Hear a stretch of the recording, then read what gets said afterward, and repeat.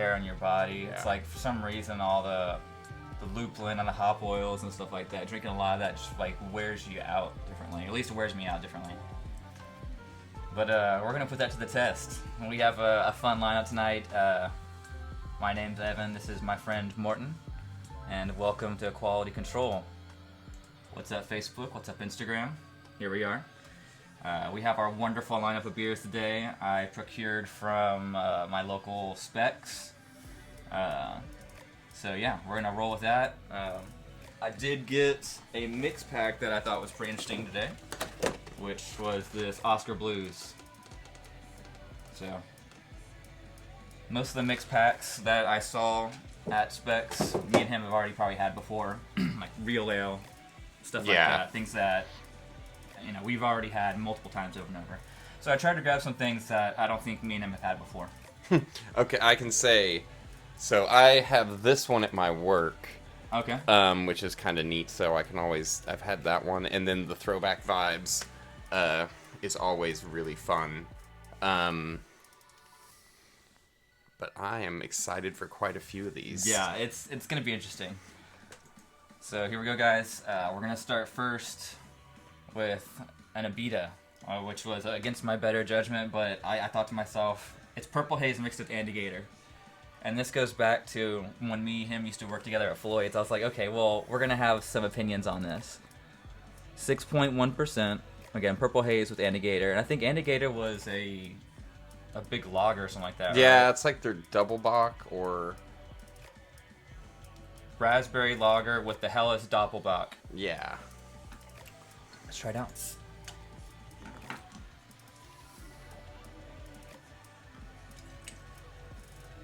And good, sir, you can pour as much as you like for yourself. There we go. Nice golden color.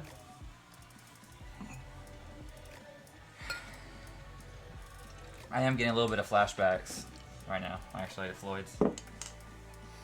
Not to mention, this was like one of the only other competitors in the area when craft beer was really starting to get big in our region. But yeah, no, this is definitely taking me back. I'm pretty sure there were restaurants that would mix this for you, because a lot of Cajun restaurants would like make sure to have a Abita on tap. Yeah, it kind of tames down the potpourri aspect of Purple Haze, which is the one thing I didn't really enjoy about Purple Haze, was that purple flavor, whatever you want to call it, was almost a little potpourri effect. But yeah, this is not bad. It almost tastes like a raspberry malt liquor or something.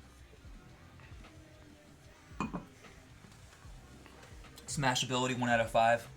5 being you can shotgun it. 1 being you're choking it down. I'd give this like a 3. 3? Yeah. I could chug this if I wanted to, but I don't want to. Yeah. So, Thunderdome, drunk driving, all that, you can get it done. Cool. I'm right there. I think I never really liked Andigator, but then again, now at my age, the things that I like, maybe I like Andigator. But that purple flavor, the raspberry flavor in there, it's a little much for me. Yeah, it attacks the bite and makes it kind of more sweet and pillowy. Can I see the bottle again? Of course you can. So it's a Helles Doppelbock and a raspberry lager. Raspberry. But it says raspberry lager on the bottle. So I wonder if it's actually, if they just took their regular Purple Haze and just increased the alcohol content via the malt, because I'm pretty sure Purple Haze is like 4.5. And so this is 6.1. Yeah, so they added just the grain build. They just changed the grain build and said they mixed the two of them. Probably added some additional sugars and stuff like that. Do you need a dump cup, sir? Yeah, if we're gonna work our way through all of these. Yes, sir, we are. And then I have here a rinsing receptacle. All right, guys. Our Our result on this one is if you had to give it a speak here or no, see no evil, which one would you award this drink right here? I think I'd have to give it the Speak No Evil, just because it's a beta, and I've got, some history with having to work with it, and it being one of the more popular ones back in the day. Cool. So, not my thing, but I'm also not gonna not recommend it to you. I'm interested to see where this is gonna land in the lineup, on this lineup here. All right, so next up, we're going to Oscar Blues territory. They're from Colorado. Specifically, I can't remember if it's Denver or somewhere else. I think it's somewhere else. Colorado Springs. Oh, this is Longmont. I was very wrong. Anyway, this is Mama's... Little Yellow Pills. I remember this one, but I think the branding was... cans. Yeah, the branding was way different. This is kind of... a little retro. It's interesting. I kind of feel like it should be a pizza place. I mean, it is popular in pizza stores around there. And this is a Bohemian lager.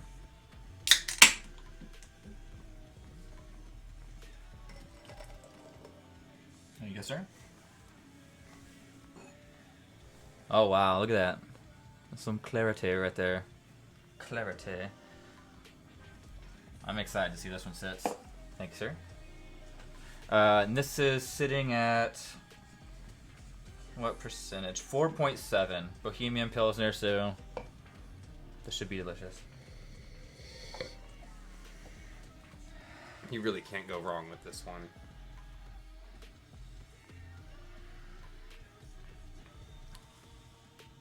That's awesome. It has a little bit more body than most Pilsners that I come across, and I like that. But it's really clean, has a nice bite to it. I don't get a lot of bitterness.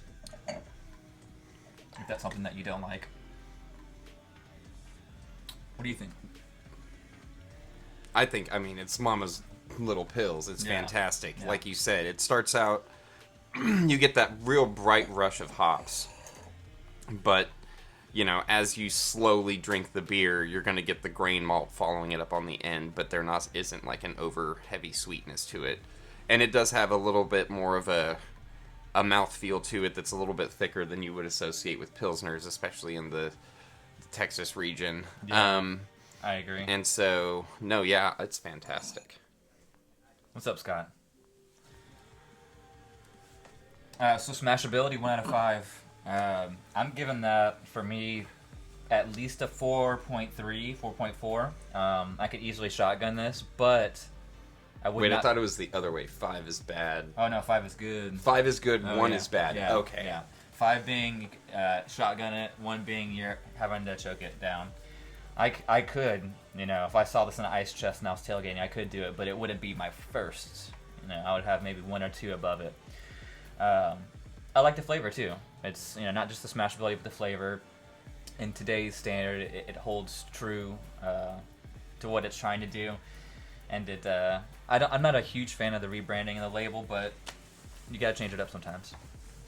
Yeah, especially this day and age, if you want to keep your stuff being recognized on the shelf. You've got old branding people don't associate with anything they enjoy, they'll definitely start avoiding you, and it'll be a whole downhill from there. Working in different breweries that tried to get things inside of our major grocery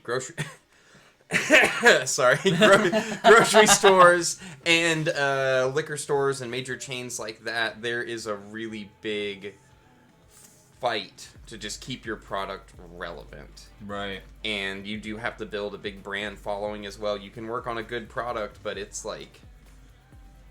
It's such a crazy atmosphere. Yeah. That I would not want to be in beer retail. Like that's, oh Lord, that's hard. It's a hard gambit right there. It's hard thing. It's really a hard thing to do, honestly. Cheers to anybody that can do it well. Like seriously. So you have any notes about that beer besides it being a classic for you? And like I said, wonderful hop build right at the front, but then just like drops off really nice and quickly, and you get that really great grain. Not too much of any kind of bad aftertaste or any kind of bad... Nothing bad to say about it. Like I always say, guys, Dad taught me this a long time ago at a beer festival. What you do between drinks, especially like big drinks like that, is pour some water in there and then you just hydrate. Hydration is very important. Make sure you hydrate. Not just for yourself, but for your family and your loved ones. Okay. So, up next, do you want to introduce this beer for us real quick? Mas Lima Cerveza. Lager with salt and lime. I'm very wary. So this is Oscar Blues again. Yeah. And it's not because it's Oscar Blues, it's just any time I've had the cervezas with lime already added into them, it is something I wish would have not been added in the first place. It's very interesting because I've had this conversation with someone before that lime is one of those flavors that we're so familiar with, and it has like 3 or 4 different flavor profiles to it that when you have an extract or something, it's only a bland 1 or 2.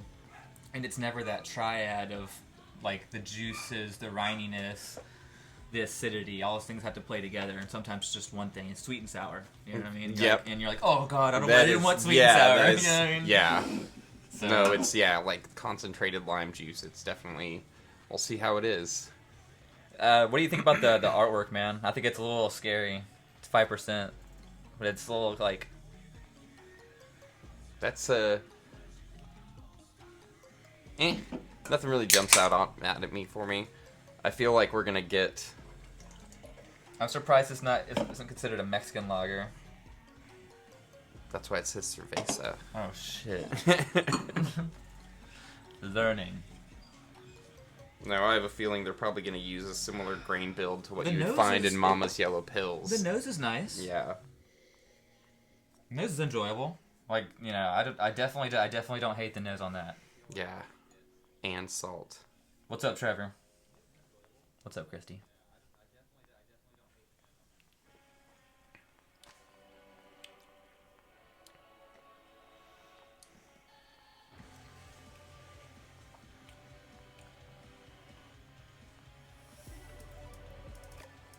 It's good for about a second and a half. Goes through some different, like, lemony, citrusy flavors, and then has this weird express, almost like pepperiness. I'm trying to figure it out. It's the added salt. The first thing I get is the salt, the saltiness of it, but it's not. I mean, it does a good job of trying to replicate a beer with salt on the rim because you get the salt note up front, but I'm definitely noticing like an overall thicker mouthfeel on the beer itself that is kind of off-putting.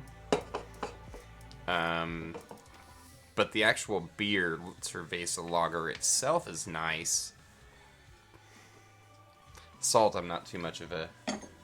Yeah, it comes in and it really decays the flavors at the very end. Mm-hmm. Whereas they should kind of like ring out and embellish each other as they kind of decay. Because the cool thing about certain flavors is they decay at different times.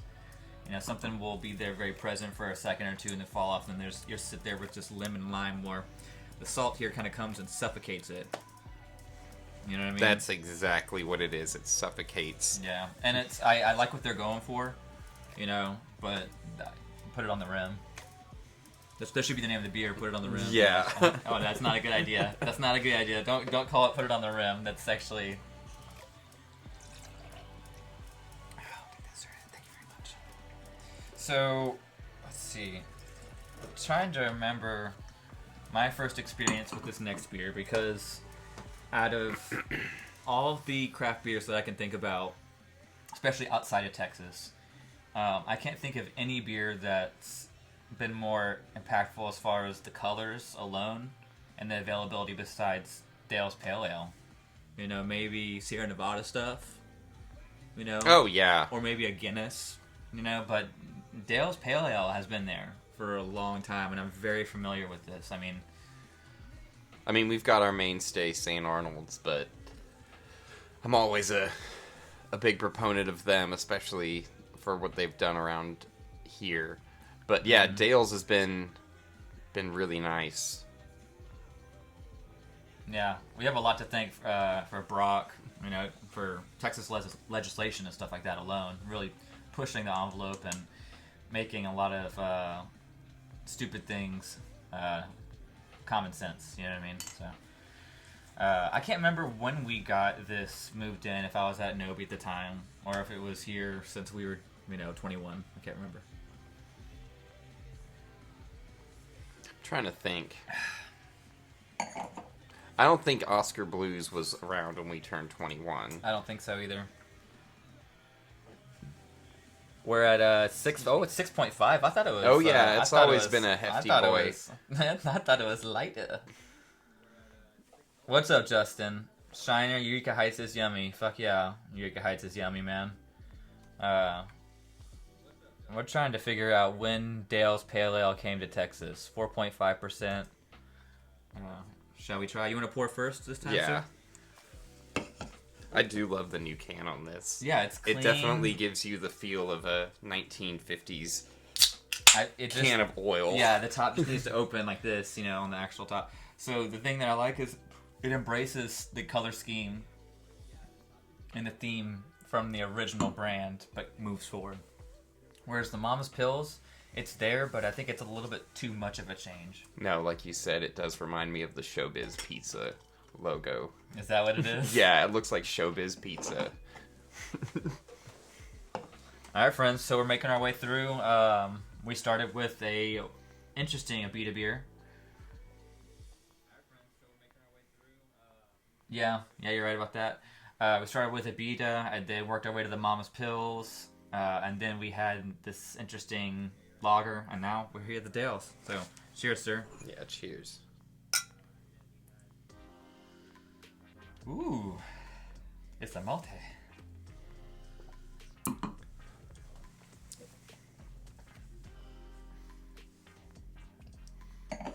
Wow. It kind of does take me back, because I haven't had this in a long time. Just because I remember when Dale's started getting kind of skunked.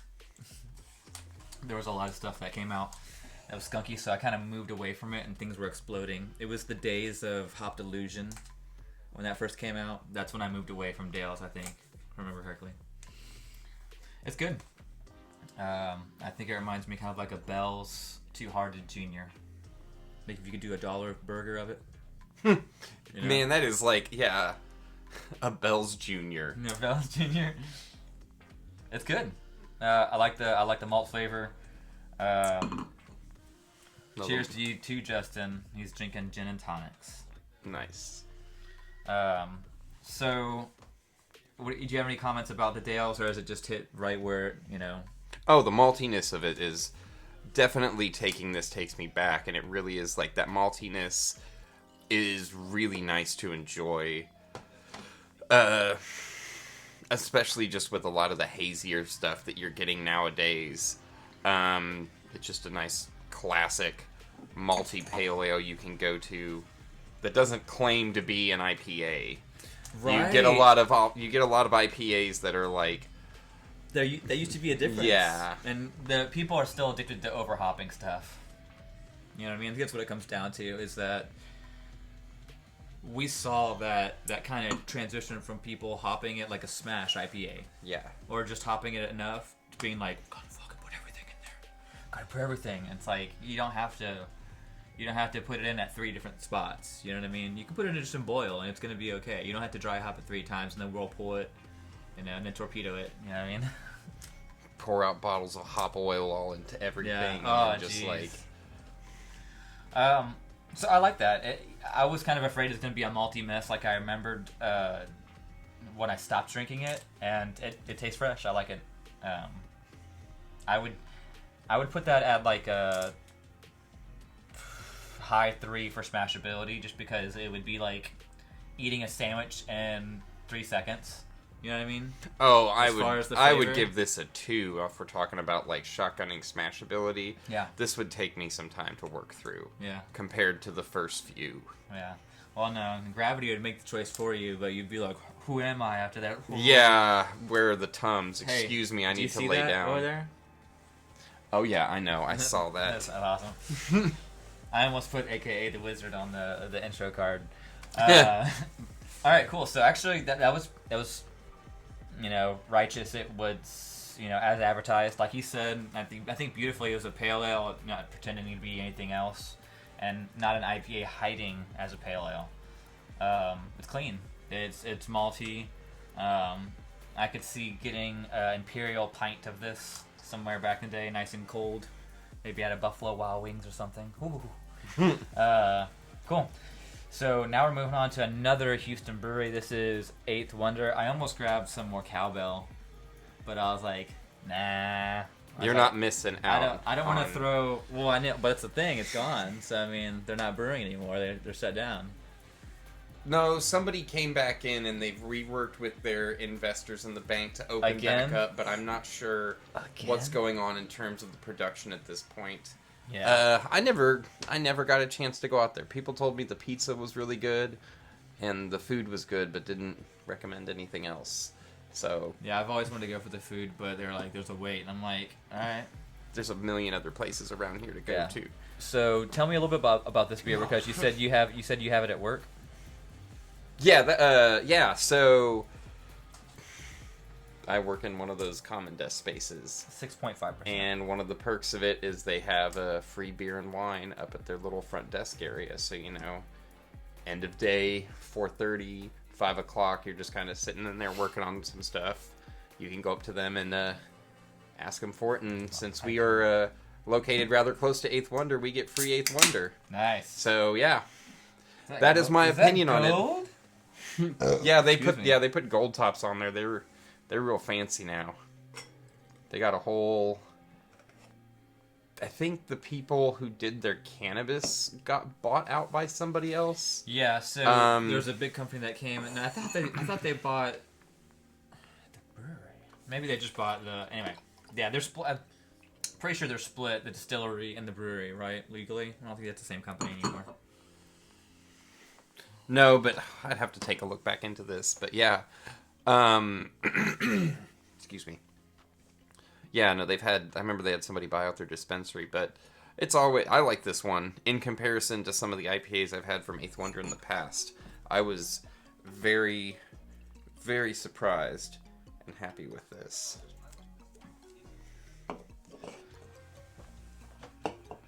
And it's got fun cans, so there's the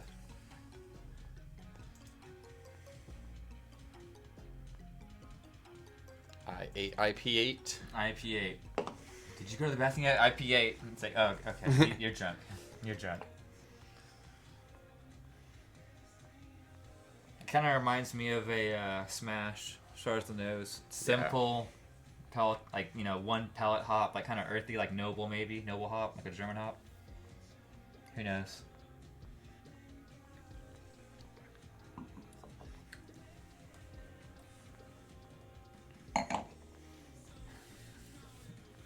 It's like a multi-pine cone.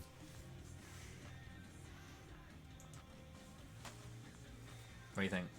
I think it is. I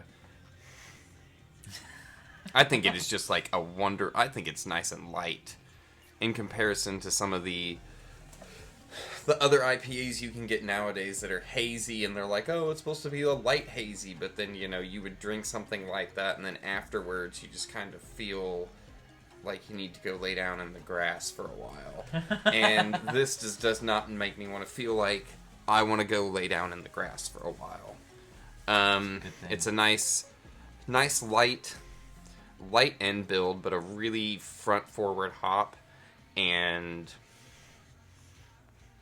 I don't know what to say about it. I think the smashability on this one is like a 5 for me. Whoa! But maybe it's because I'm biased and I get them for free. Okay, that's okay. So, when we go back to rate these things, 1 through last place, things will sort itself out. I'm just surprised. That's very interesting.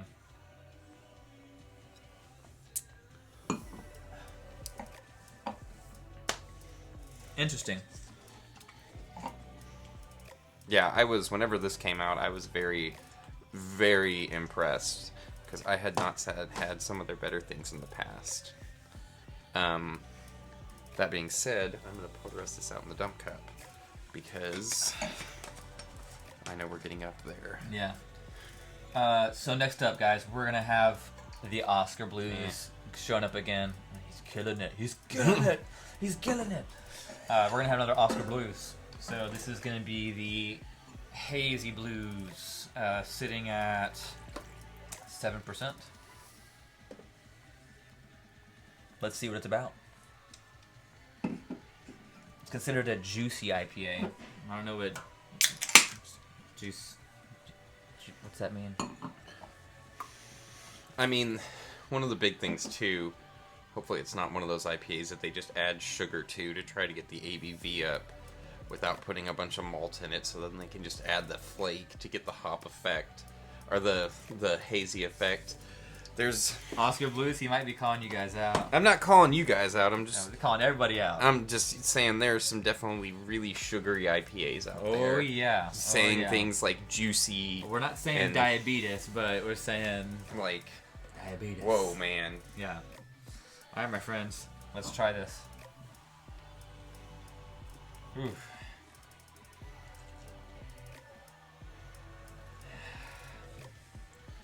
I've gone hop blind, sir. I can't see my hops. Okay, let's see. What's up, Henry?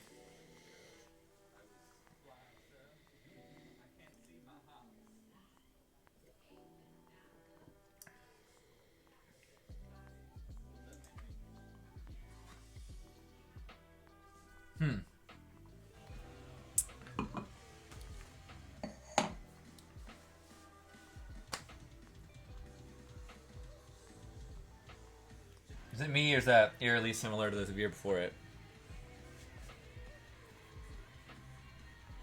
I'm getting a lot like thicker mouthfeel on this one, and the hop choices. Like, I feel like, oh my gosh, maybe I had cross contamination. It's time. Sometimes you gotta switch out your glasses. So we went from Urban South, HTX, we're there for a little bit. Now we're gonna go to our Growler USA. I worked there for a little bit too. Hey man, there's nothing quite like having 100 taps and having people order flights. And I think flights were, it was 6 or 7 little glasses.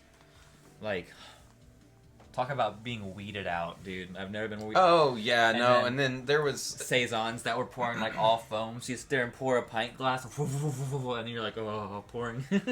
Oh, yeah, I used to have to work with the Katy location before they changed all their names and everything like that. Oh yeah, yeah. He bought out of the franchise. Yeah, he bought out of the franchise and then opened up everything else because it was just an absolute disaster for him. He's like, at least nobody else around here has the terrible thing for the names. Yeah, they force like really shitty contracts on people, and you have to buy from this. You can't break out of it. Every week they would come and bring somebody to clean the bathrooms. And I'm like, dude, employees clean the bathrooms. No, someone would come in there and like spray down the bathrooms with like water, and it was really weird and inappropriate. It was super strange. Yeah, but that's how you make money and get out of it. Yeah, I mean, they've already filed a long time ago. I think it was 2 years ago they filed. Oh yeah, no, it was a whole thing because the guy in Katy was definitely very upset with this location because people would complain about it and it caused his business to be an issue.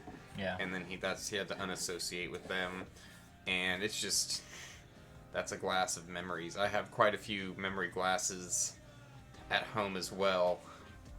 I've got all the old Backfish anniversary glasses. Oh yeah, I was gonna say. Yeah. When we go back to start rating these, we'll definitely have to talk about that because now you have a very interesting concept that I'm surprised Backfish didn't do, which was a full kitchen. Saloon Jar West is actually starting to make. He was working on that kitchen. Yeah. He just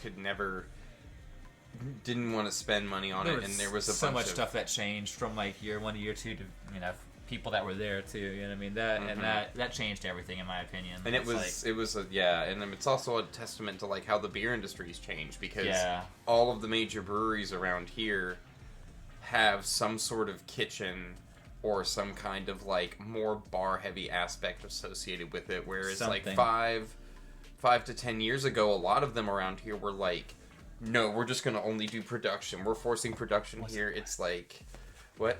That's like, what's up, Wes? Sorry. Oh, okay, yeah. Just, pushing production and trying to just really run on this tiny little tap room. Right. And it's just the selection has become... Fetching lab. Yeah. And then when they finally moved into that space, it wasn't even at that point that the hyper-local market started to collapse yet. But I think just all the bills caught up and everything like that. Just like a lot of people, the bills caught up. And then if you even look at the COVID loans, the bank loans... Once that time ran out here recently, you saw a couple places that had to close down because it's like, I mean, there was Galveston Bay Brewing was no new died. offer though. The government offered nothing new again. It's like those bills don't just stop. Like if there's anything you need to do, you need to continue to help out businesses. Doesn't matter what sector they're in. COVID continues to affect all those businesses. You know what I mean? So I don't know. It's just a weird thing, but I'm surprised that the government gave up on a lot of businesses in that sense.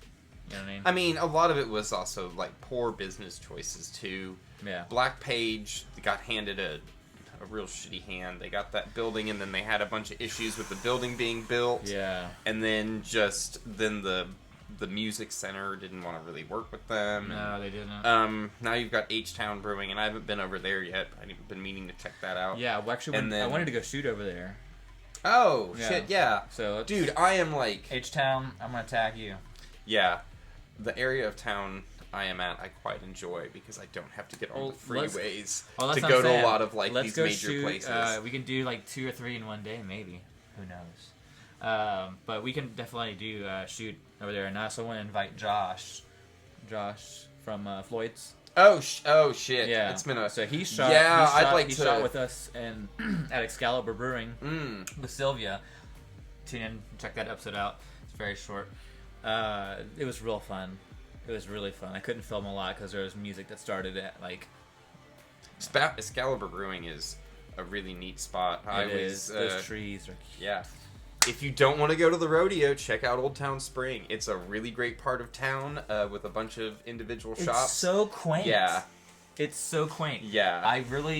And that's the thing is like, he said spring, so I was expecting sprawling woodlands, Kingwood Metropolis, and then I pull into Old Spring and I'm like, look at this untouched little village. You know what I mean? And it's, you can drink and carry your drink all around in the little streets in the town center. So if you pick up a drink, and like a lot of the restaurants will serve your stuff. Streets. Yeah, the restaurants will let you, serve your drinks to go, and so you can just kind of walk around there within the sidewalked area of the original old town. Hell yeah! But dude, yeah, it's really cool. Know. There's a bunch of little cool places out there. Absolutely love it. Here we go, friends. Next up, Oscar Blues again. I believe this is our last Is this our last one? Yeah, this is our last Oscar Blues. Tropic Mutant. God, I can't read. I need glasses. What is that? What is that thing right there? Tropic Mutant IPA. Is that a dude with a big nose? No, it's a dude with antlers, right? With a beer glass? Yeah, it looks like... Experimental IPA. I'm not sure. Oh, it's a chimpanzee holding a beer with like here. Check this with out. Antlers. So just to kind of go through this pack that I got from. I'm gonna go to the bathroom real quick. Okay, cool, perfect. Just mine's Johnny 5. So this is the mix pack that I recommend getting if you think you'd like any of these. The Dales is definitely worth it. The Mama Pills is incredible. Hazy Blues is definitely sitting up there. The bottom left, the Mas Lima, I'm not a big fan of it so far. We have not tried the Mutant. But the Mutant is a rotating... Okay, so it's whatever hop they want, basically. But this is a pretty cool little setup right here. I thought it was worth it. It was cold, too. It's gotta be cold. And then we have something really fun here. At Specs again, support your local, companies when you can. Total Wine, Anyway, so Sunny D, vodka seltzer. I mean, I'm sure you saw it on the lineup. You know what I mean? I'm sure you saw it. But I'm pretty pumped about this, just because they're attacking my generation, man. We grew up on that. I mean, we grew up on Sunny D. Well, they're like, drink orange juice. We're like, Sunny D? Like, you know, straight sugar juice? Nah. So, here we go. It's vodka seltzer. 95 calories, 4.5%. It's gluten-free, dude. Tell your friends it's gluten-free. Well, if I do... So, this is a 4-pack. So, when I do a gluten-free episode, you know, coming up soon, this is going to be in it again. No sugar added. So, there's sugar, it's just not added. So, that's going to be right after a sour. We're going to try this tropical. Then go into a West Coast to finish off the IPAs. The IPAs are usually, nowadays, it's a mission to get through them. And sometimes the episodes we do a lot of sours and stuff like that, but you got to be careful. You blow your palate real quick. All right, so I was just telling a little bit about the cool little mix pack that we got, and then also the Sunny D that I had to grab. No, I saw the Sunny D. I'm quite excited for that. Some of these RTDs. Is this one actual vodka or malt liquor? Vodka, I believe. Because you see a lot of these Now, ones like, at the stores that are technically in grocery stores. Excuse me. Oh! Let's see what happens getting old and eating pizza after a certain time. Gives you What's weird up, Jose? dreams. What's up, Kiki? What's up, Mom?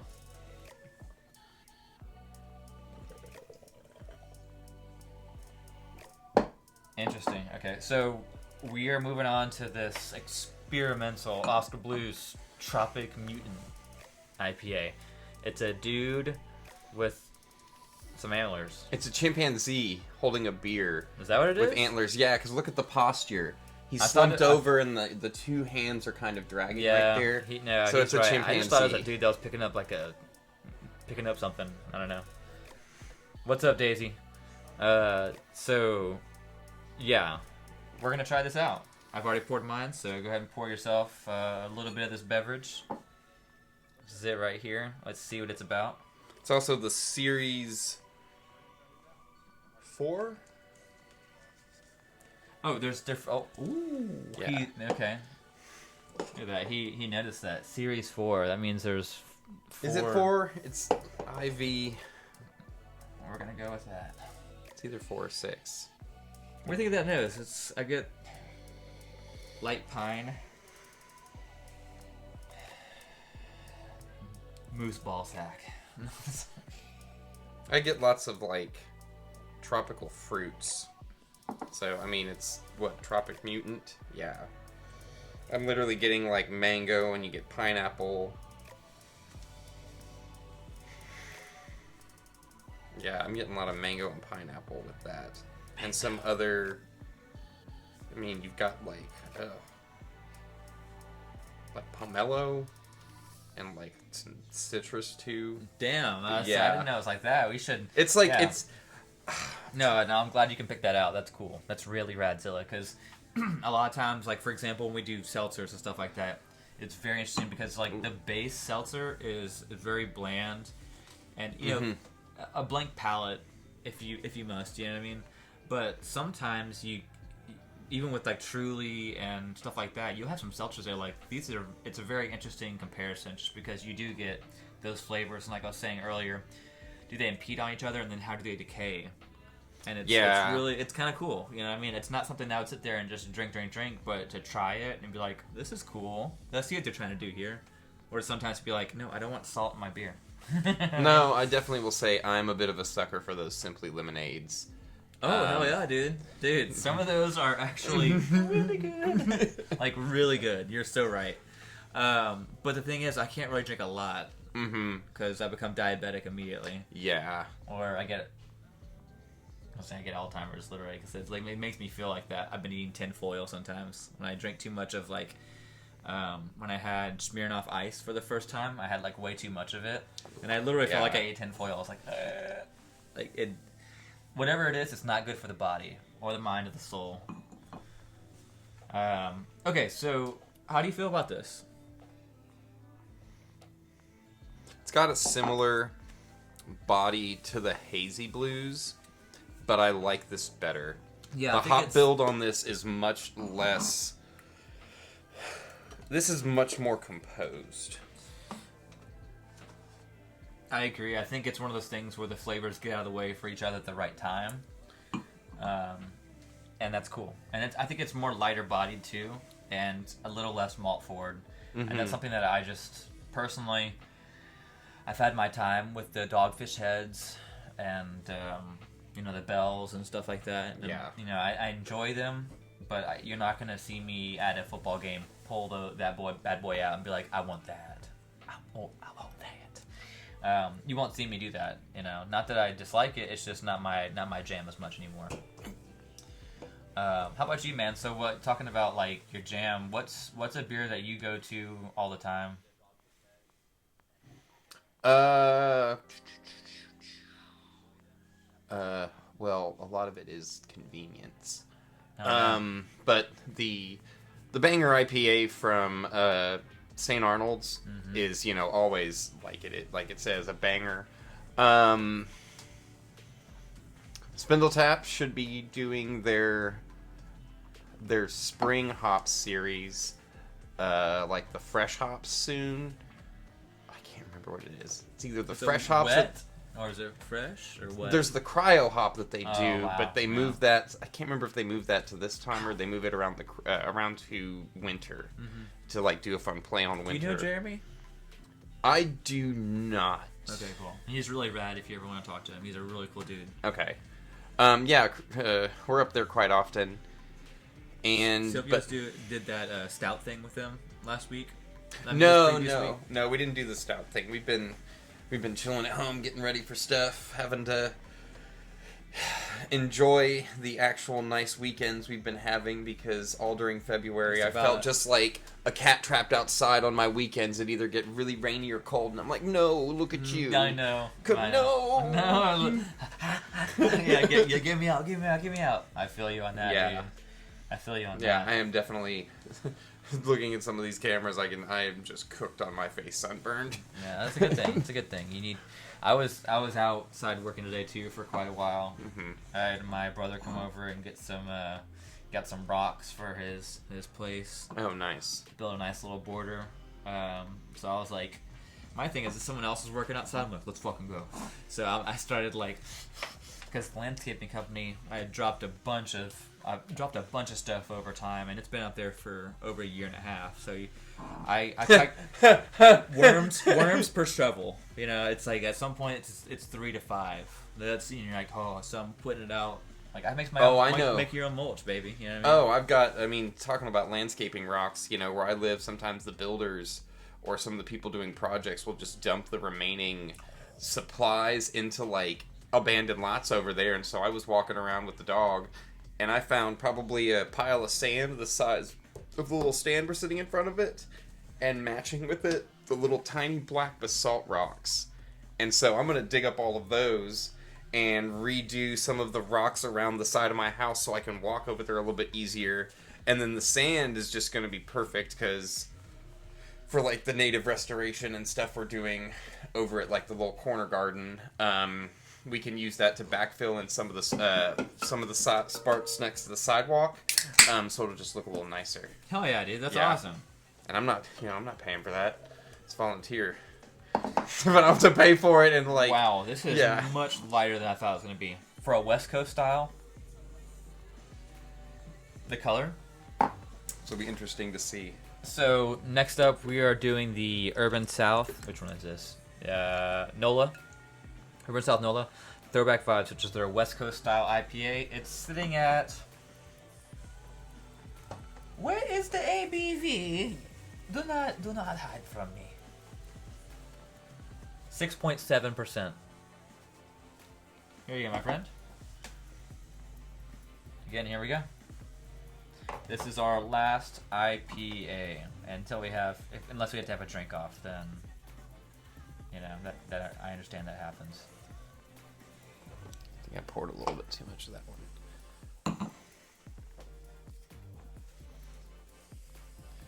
you mind if I hit this in here? Preferably not.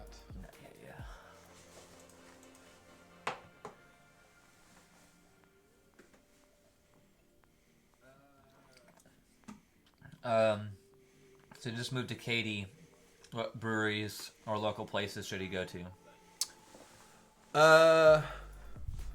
Man, it's been a while since I've been out towards the Katy area.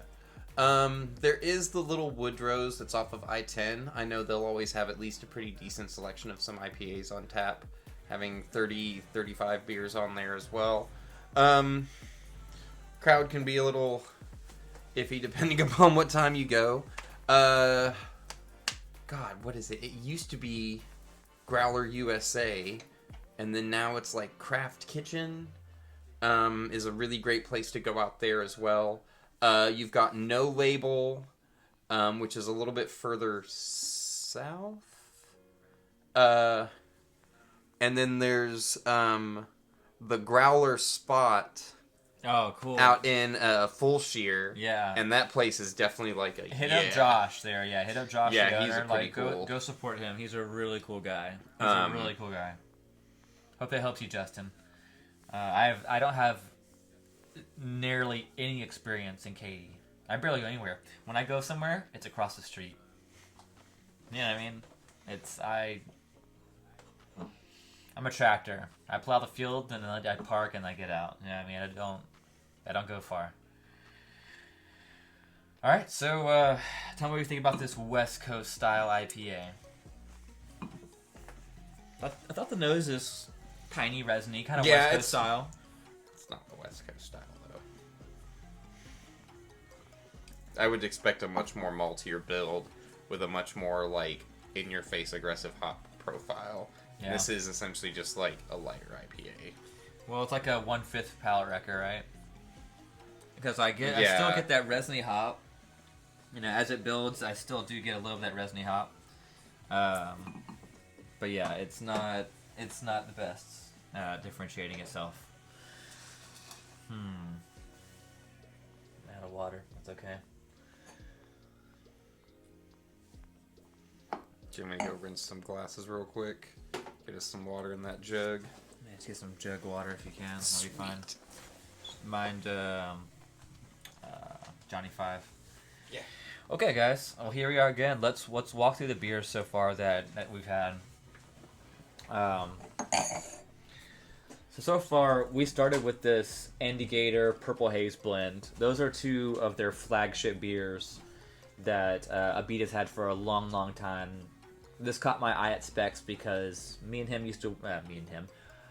and I used to work at Floyd's together, and I just thought it would be interesting to try these two beers because I'm not a big fan of Purple Haze, it being very raspberry forward. But I'm interested to see how this balances out.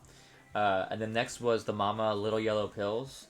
That's like a classic for Oscar Blues, so we kind of have a long history with that, so we enjoyed that. Then the Oscar Blues Mas Lima, we really didn't like it just because the salt at the end really just it kind of just suffocated the beer itself at the end. All the lime flavor, all the lager characteristics kind of got suffocated. The Dale's Pale Ale, the only thing I was worried about was, is it going to be like it should be, you know, that I remember when I first came to market here in Houston. And it's delicious. It's delicious. I didn't look at the date. 11:03, so that's not bad. That's not bad. You know, I've seen way worse, especially for a mixed pack too. And then next up, the Eighth Wonder. I liked this, but it was kind of like malty for me. It doesn't have a brew date on it. We'll come back to it, and I'm sure we'll have to compromise on that beer. And then next up, the Oscar Blues Hazy Blues. This was canned on. It's bleeding over. I can't tell. It looks like 08 or 09. So the Hazy Blues was canned before the Dale's Pale, and of course, because the Dale's Pale, they're probably canning all sorts of that. And then we had this Oscar Blues Tropic Mutant. This was canned on 10/27. Very interesting. So these are all kind of different spreads as far as like when they were canned. I liked it just because it was a little more light-bodied as far as like the IPAs that I had so far, including the Pale Ale, which was malty, but it's like a good sandwich. It's good cuts of meat, good bread. And then the Throwback Vibes, which is interesting because on the nose, I really did I believed the West Coast, but it was a little bit more, like I said, it's like 1/5 palate wrecker. It wasn't a great representation of like a West Coast style, in my opinion. Not that it's a bad beer. A lot of people probably enjoy the shit out of that. Is this for me? It came down to the grapefruit Holy Roller or this. I was looking at the single racks, so that's what it came down to. And I went with Throwback Vibes because I haven't had it yet. When I worked there, I had the grapefruit Holy Roller, so I know what that tastes like. Reminder, my friends, don't see it, don't speak it, don't hear it. Well, you try, but we're gonna have 4 more beers that we're gonna rank most favorite to least favorite, and this is obviously something that's very biased, but hey, you make decisions every day, and this is one of those decisions. Which beer is your favorite? Thank you, sir. This guy's killing it.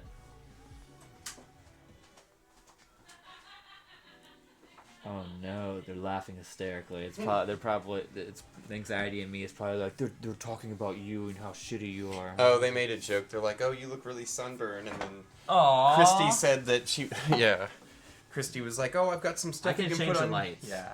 Well, no, she was like, "I got some stuff we can put on your face so it wouldn't look like you have so much of a sunburn." And then I thought about how weird it would be just coming back in, and my face is a completely different color. I could turn off that UV over there too.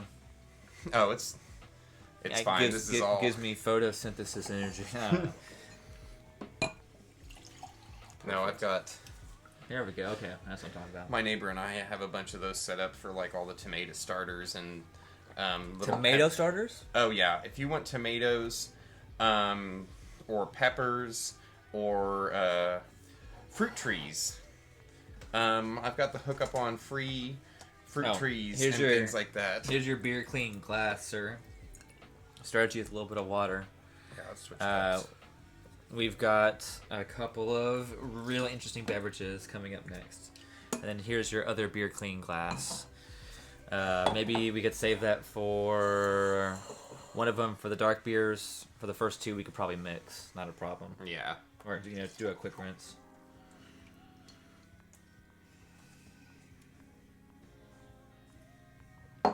Excellent.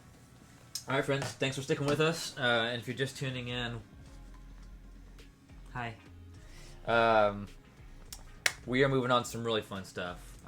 Usually we do mix in a lot more like fruity sour stuff or just rambunctious flavors. But I think this is actually a really good shoot off of some really basic IPAs and some lighter beers. So now we're moving on, though, to this looked like, it looked like an Odell. Odell has like this flavor as far as like when they do the can designs. Their can designs always go with this nice kind of like wallpaper almost, like it's like a modern take on like the period in between like Victorian and then like moving into the Art Deco of the 1920s is how I always get a feel, because they've got their 90 shilling, and the one with the elephant on it always kind of has that really like Odell IPA. Yeah, and turn of the century. Do you vibe. remember the elephant being angry? It was chill before, right? No, I always thought it was angry. Oh shit! Okay. Maybe got a Mandela effect here. Yeah, I was like, when I looked at when I reviewed it the other, it was a while back, but I saw the elephant. I was like, look, he's pissed. He's fucking pissed. Like I was like, I didn't remember him being so pissed. And the guy on the top of the elephant's like, ugh, he's literally drunk and like, ugh. Yeah, no, I remember the angry elephant being angry. But yeah, no, this one is one of Christina's favorites. Yeah, the hibiscus. Acai, guava, and What's the last one? Elderberry? Oh no, a Himalayan pink sea salt too. So this is like technically a goes. The color is always really fun on this one, Acai, too. guava, and elderberry. That sounds fun though. Mm-hmm. As far as the mixtures of fruits. During the summer, I know they do a series where they'll change it up in there. You just got to kind of look around for that one. All right, my friends, don't judge anybody by the color, but judge a beer by it. That's just a Schwartz beer or a dark lager. Then it's like, hey, chill out. Well, I mean, but look at it. You've got what? Oh, that nose is such a good change up. Yeah, acai, guava, and elderberry. All of those are going to impart like pink, purple. Yeah, Starburst. Yeah. Yeah.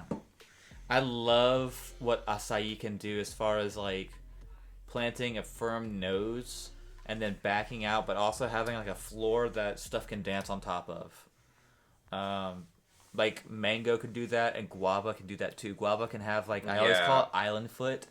I hate to say that, but it smells like someone took a bunch of like ripe stuff from an island and like stomped their feet in it, and it's like smell this, and you're like, whoa, that's so ready to become like rum or whatever it is. Well, yeah, and like, the thing is it's like ripe. I also hate when I see the word guava, because guava and mangoes, if you think about it, there's over like, I think, what is it, it's 900 different varieties of guava, if you include like some of the different hybrids they have. And then when it comes to mangoes, Pakistan has their entire like mango festival, and Pakistan itself has 450 species and individual mangoes that only are found over there. So they go like nuts for these mangoes. So the mango you get here, you're like, oh, that's a mango. And the stuff you would get there would be like, oh my god, my tongue's going on a flavor trip of mangoes. And then they peel. Oh man, my buddy Michael has, they're called ice cream mangoes. And so whenever you pull them out, as opposed to having a really stringy texture, you can literally just like scoop it with a spoon, and the flesh is just so like bright and white. Yeah, and so with guava, it's the same thing. You get pink guava at the store, but that also could be completely different from some of the like yellows, the reds, the... You gave me a great idea, Yeah. which would be, so for certain beers in the future, or certain, even seltzers, have the seltzer, but then bring the fresh fruits and drink it, and maybe go, oh, well, but I don't get this, I don't get this, or even accent it, and we can rim the glass and be ridiculous. Oh, he introduced me to... What do you think about the nose of this, by the way? I mean, from all the fruit that you see, it does get a little muddled. I like the use of the salt in this one way better than I like the use of the salt in the Maslima. Oh yeah, for sure. That salt was like almost disturbing. Yeah. I could get like what you were going for, but like... It's like a really dark end to the Casper movie. Yeah. You know what I mean? Yeah, I mean, you find out like the dad's like a pedophile the entire time. You're like, whoa, we can't bring this guy back. And Rick's like, I'm ready. You're like, no. That'd be a dark, yeah, reimagining. Yeah, it's one of those things where it's like, you know, people freak out about their food touching, but this is one of the instances where the food should have never touched. Always touch food. Yeah. How you gonna get flavor combos? I liked this, and part of it is I might over-like it just because it's a change. You know, it's a change up from the flavor. We'll be going over and over and over again. So I'm definitely gonna clean this next glass because we're on to the Sunny D, and Woo! 95 calories. I was one of the kids growing up that thought that, you know, initially Sunny D for a long time. That's like that's oranges. Look, that's good for you, right? Oh, the mouthfeel on Sunny D is a thing in its own right. Sunny D for me was Pokemon Red and Blue. Sorry. What was Sunny D for you? Like Zelda, Ocarina, or you strike me as a Nintendo kid?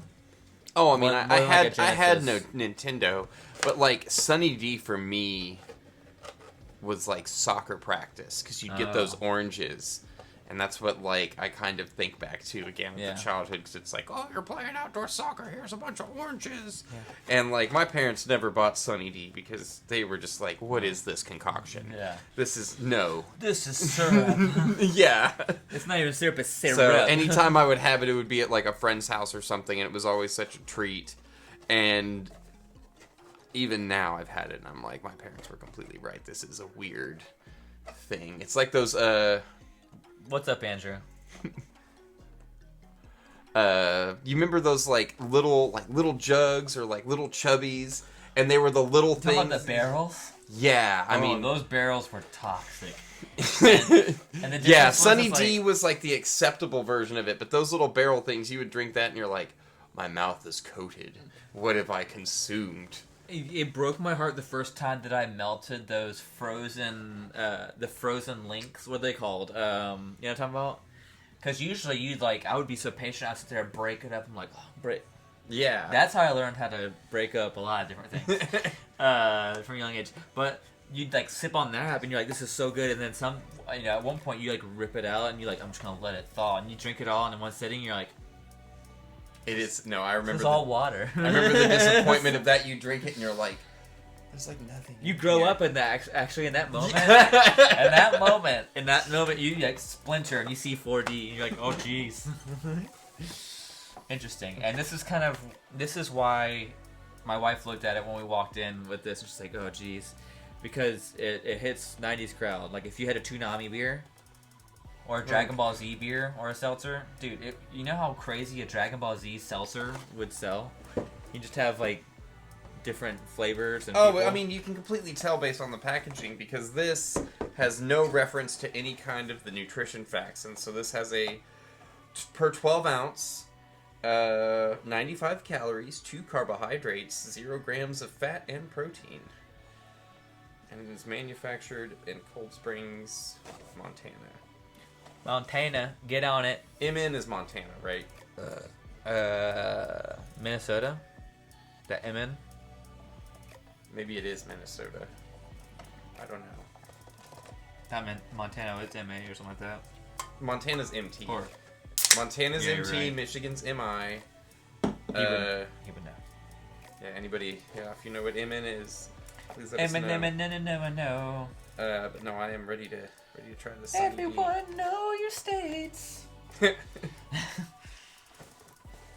Yeah, no one gets their first dates without knowing the state. Oh, and it makes sure. It has a must be 21 to purchase. I mean, as it should. Thing up here in the corner, which is hysterical. Well, the thing that freaks me out is, so I did an episode it's not on the air, or it's not on the air. For Jesus Christ, Evan. It's not on YouTube or anything anymore. Where we did Monster. Monster came out with their own. Oh, drink. those are surprisingly, they're surprisingly on point. Dude, It is okay. really weird. And it's scary though, right? So- Because you could drink that. It's like the original wine cooler almost, Yeah. in the sense that you could drink it without knowing, because especially the green flavor, it tastes just like the original, doesn't it? I had the Until it pleasure of going to Missouri, and we went to go to Missouri to visit up some friends. That was one of the few states that got the Mountain Dew seltzer release. So I got to try the Mountain Dew Baja Blast 5% seltzer. It was Mountain Dew Baja Blast, regular Mountain Dew, and Code Red. What? Yeah, That's the sad. Code Red one was We gotta get those. disappointing. The Mountain Dew and the Baja Blast, though, were the best. Now, where is this again? Remind me. This was like, I don't know if they've done it, but it was released in 13 states. I'm gonna tag him. I'm gonna tag him and see if we can get some. Oh yeah, sorry. No, don't feel sorry for that thing. Yeah. You've been around. Yeah, I know, You've been right? around that thing for a long time, dude. You've been, But yeah, Missouri has it. It's more of the like East Coast and Midwest. Well, that is disappointing. Well, and it's hard because I do seltzer episodes and stuff like that where it's like everything is kind of like this clear liquid, and it's really disappointing because you just want to leave it in the can, but you gotta see. Should they put some color in it? Yeah, fool me, dude. Actually, fool me. You know what I mean? But Then again, the people that are buying this probably aren't pouring it into a glass. No, and I imagine this is just going to be, in terms of the mouthfeel, Dude, I like that. not going overwhelming. Make sure to talk to your doctor before she's consuming Sunny Delight. I'd say the nose is like very tang, like dry powder. Okay, this tastes exactly like Squirt, or yeah, this is not Sunny D. Wait. This tastes like Squirt. No, you're right. The squirt base is there, but there's definitely like a almost lightly chalky vitamin C, but tang, but really like. No, I'm not gonna go tang. I'm gonna go vitamin C pills. Not pills, yeah, it's like chewables. No, I see what you mean. It's like it's the not full chewables tang, with though. like the chalky base that Because you're not getting. Tang like, is boisterous on the front yeah, and the this back. is. Boo. Man, you didn't give me No. the color, and it tastes like... No, Yeah. there's grapefruit. I'm just getting straight grapefruit Fresca, Yeah, Squirt. Now yeah. that you say that on the nose, he's so right. It's that if you could make a sweet and sour version of grapefruit, this is kind of what the nose smells like. That's exactly... Yeah, this is like sweet and sour grapefruit soda. Now, what I will say is this. I could definitely see this after... Because the most important thing you could do is over drink a beer, right? I could see this maybe becoming a slush, and you could turn this into a real fun slushy. And honestly, after I drink it a little bit more, there's a lot of people that would enjoy this. I'm just gonna. It's enjoyable, but the branding, everything. The branding sucks. This is not Sunny D. But also, this is not cease and desist proof. This is cease and desist proof. You can't go too hard in the paint, right? Because then they'll actually go cease and desist on you. Well, the thing is, a lot of these brands just sell out their logo and some of the flavorings, and then they've made an alcoholic version. That's what Monster did. It's another company that produces it for them underneath the logo and the partnership with the actual Monster brand. It's the ABV 4.5. Interesting. Yeah.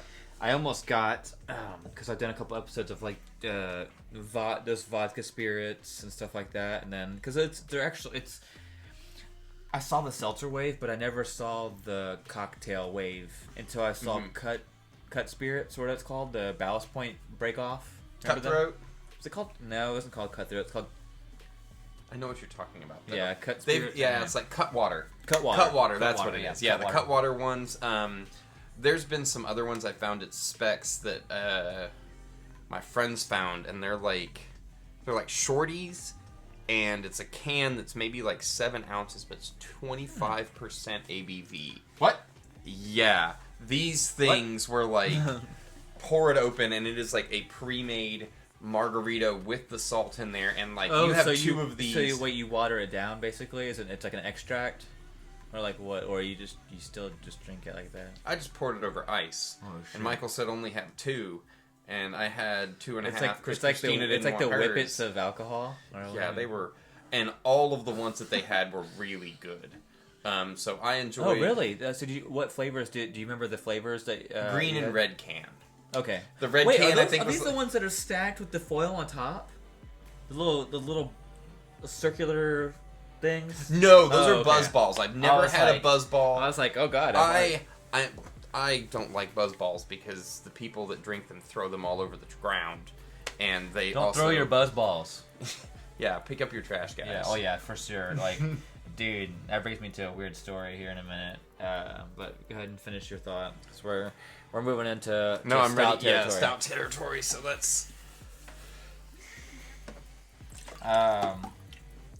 So guys, here we go. We we usually have a little more sour stuff like that, but I think this is actually gonna be balanced out real quick. Next up is Real Ale. I saw thank you, sir. Real Ale had some mixed packs I thought were really fun, but it was Fireman's 4, the Trapel, maybe not that. 2 other things that we've had, plenty of times. Mm-hmm. So I didn't want to risk it being an old package. I had a Bell's mix pack that was very it was old. So even the good stuff really didn't rock. So yeah. I'm always concerned about, even if it's in a cold place, I'm always concerned about that.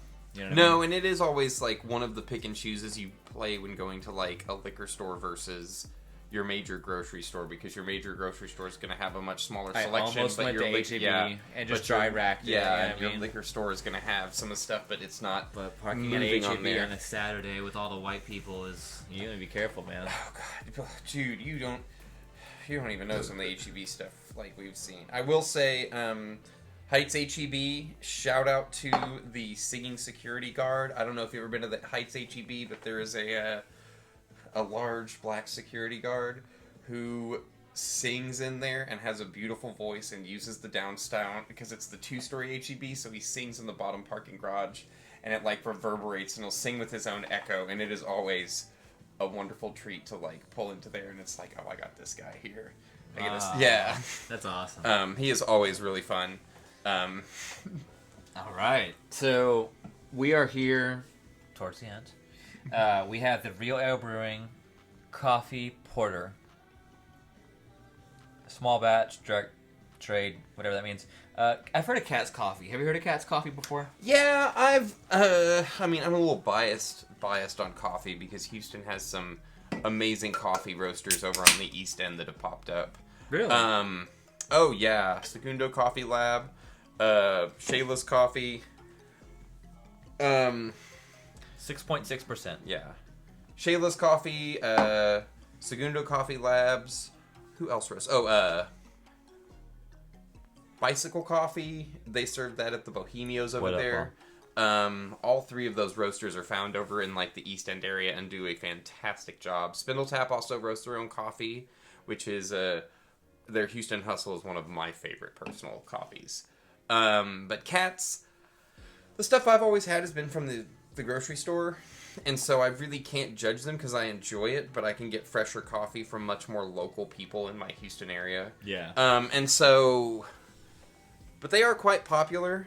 Man, that Yeah, they're the a really coffee big, like, profile of this Austin is brand. actually extremely complete. There's not this crazy impeding flavor kind of bullying it around. It's actually really nice. No, I'm like, I have nothing ever bad to say about Cat's Coffee. They make good coffee, but like, I'd much rather go with my own favorite local coffees. Oh. I'm not gonna ruin it for you.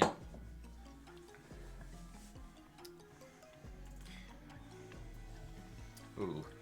I get cigarette buds at the end. No, I get that wonderful, like, It's like bitter tobacco. roasty, yeah. Well, the roastiness is at the Okay, you front. said cigarette butts, like, yeah, I do get more tobacco. At the very end, I get like it's reminds me of the first time. Everyone has a first time that maybe not that you go to drink a can. There's a cigarette in it. You're like, Oh, that's disappointing. I don't agree with you on that Yeah, one. I I don't like know. that tobacco darker notes in some of my coffee I can get. I think this is... I can like tobacco, but for me, it's like and I don't even like the idea of plum, but I'm more of like a plum.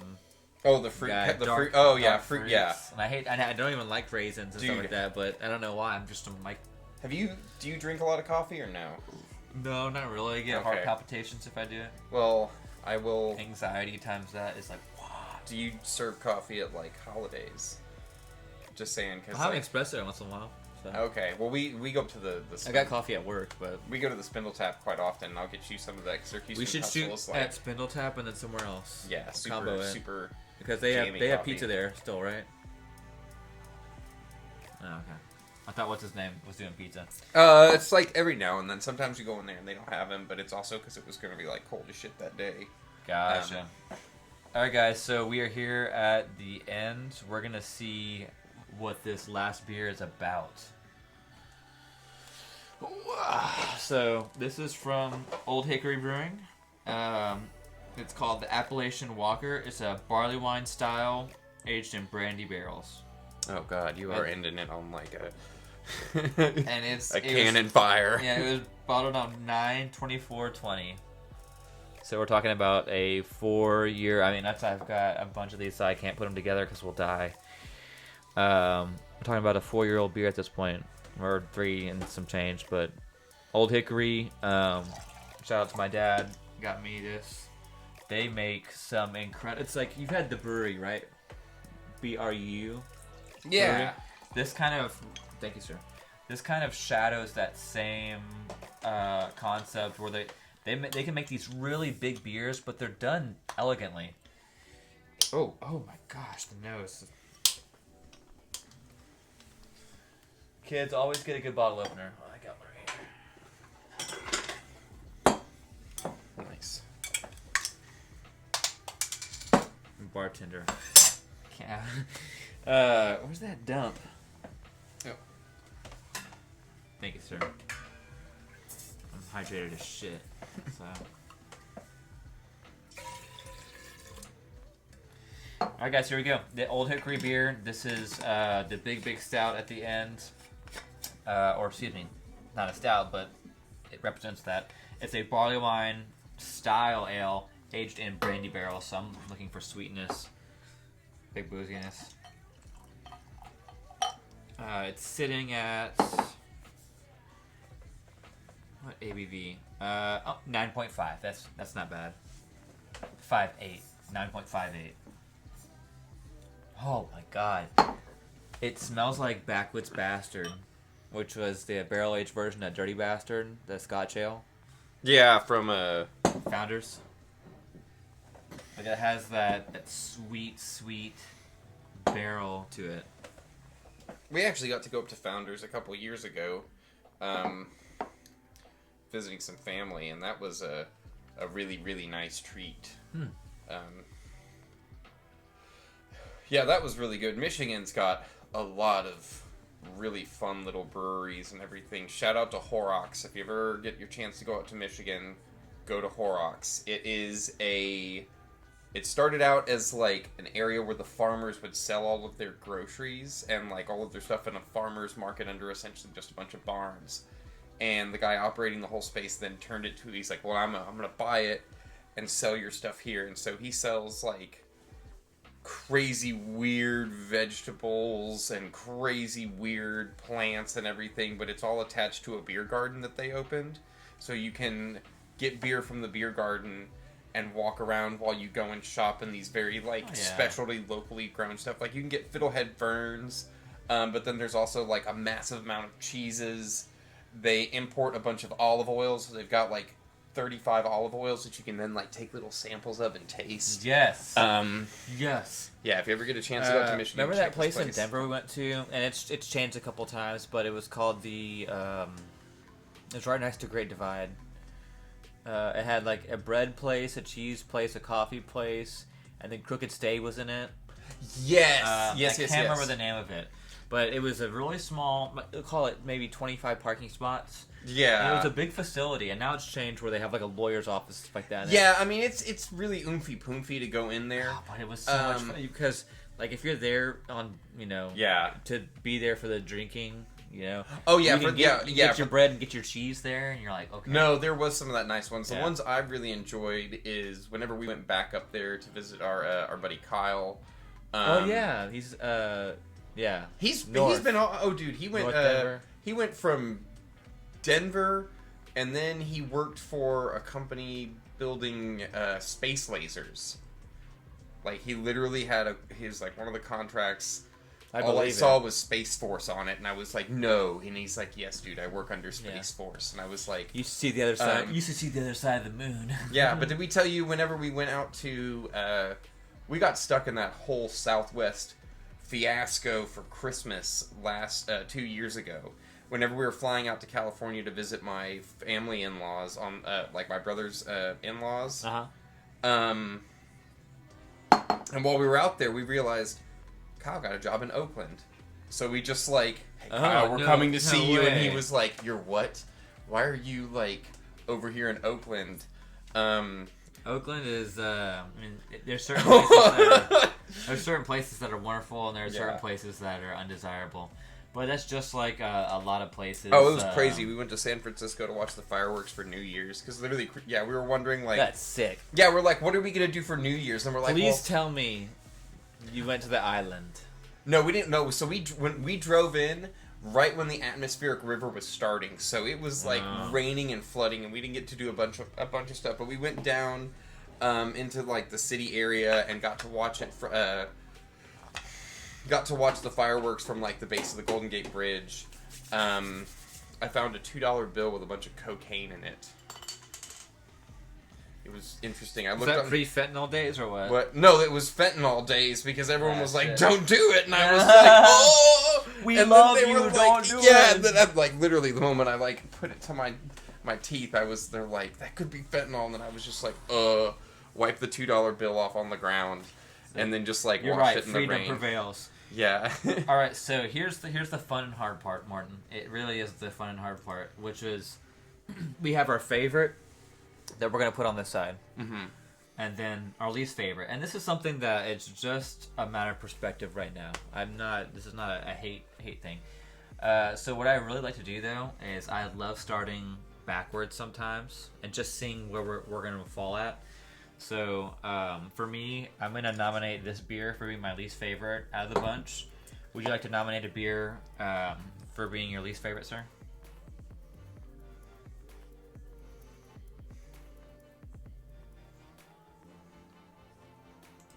I mean, in terms of ones that I didn't like Yeah, the because most, what we're looking at is, so combine smashability, flavor, what you like, and then maybe 10% of the grade is what would you recommend? Because we're not like trying to just necessarily recommend a beer. It's like what did you like? No, I understand. I would agree included. with you Bias on that one included, being. You know what I mean?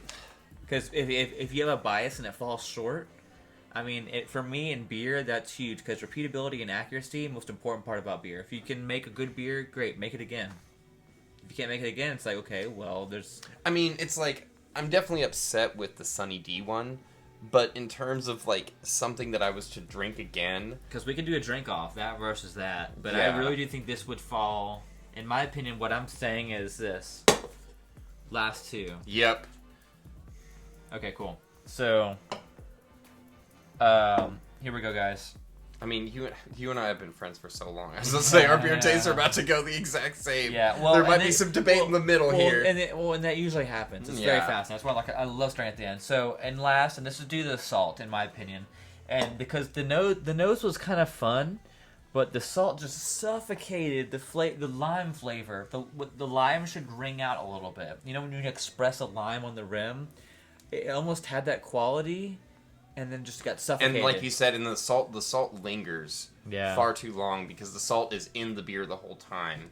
Whereas, like, whenever you lick the beer off of the salt off of a rim, it is just like one quick thing dissolves onto your tongue and then it's gone with the rest of the beer. Whereas this has got we've like been assaulted. somebody. All right, so here's my next question, which is, what's up, Hannah? What's up, Hannah? My next question is this. What comes after the Sunny D? Because I believe that we're looking at this, and I know you're not gonna like this, but the Eighth Wonder as well. See, I'd put this. Okay. For me, it would go. So he's saying that for coming in, third to last. We have the, fourth to last. For third to last, it would be the Barney. I was not very impressed with that. What do you want to put in this position? Okay, so just to check in, guys, we're trying to. Oh shit. Okay, I agree with that. Okay, so coming in third to last right here, which is I didn't realize the name of it was Barney. Sorry. This is a Andigator with Purple Haze. It's a blend, and I wonder if it's 50-50, but like you pointed out earlier, it's probably the Andigator, but then with No, it's the Purple Haze, Purple but Haze they switch out the malt with and the then grain just bill keep, of the and then they, Doppelbock. but then they keep the lagering process. And so, like, if you were to get the Doppelbock, you would still get a lot of the really, like, roasty, toasty, good-tasting, like, body flavors that would kind of work with the jam, but you would have to have a different grain build and to work with that, like, jam raspberry, because that's fake raspberry. They're not getting Yeah, it's not even blue raspberry, man. beaver butts. So next up, because I think this is working. What comes in after the Barney? For me, I think it'd be this hazy blues. That was... So I want to do a drink off then. Hazy Blues versus the Eighth Wonder. So we're gonna do a drink off for that. Now, what comes after that? Those 2 beers. I can't remember the experimental too much, but I think the vibes should almost be in a drink off with these 2. You know what I mean? I mean, or should the vibes be lower than these? What do you think about the vibes compared to the Eighth Wonder and the Hazy Blues? I'm looking at the Mamas and the Dales, and I'm like, where do I put these? Because they're so... I think they're great. They're great, but like... It's personal bias versus fulfillment too, though. It's hard. We can go forward, but I don't think it's gonna be one of these lineups that we can start with our favorite. I don't know. Do you have a favorite? Because that's something that we can work backwards Yeah. from. I would recommend this. I would recommend Dale's for number 1. Or, yeah, Dale's. I don't know. Or the Old Hickory. I can see that. Either way, it's a drink off. Drink off. Don't. Not a J. D. My baby crying. Yeah, I mean... Yeah, have fun with that. It might be a... Drink off? Yeah, but that's what we're talking are we further this way. So let's talk about the porter and the stout. Where are we going to put the porter and the stout? Do you have a feeling about those?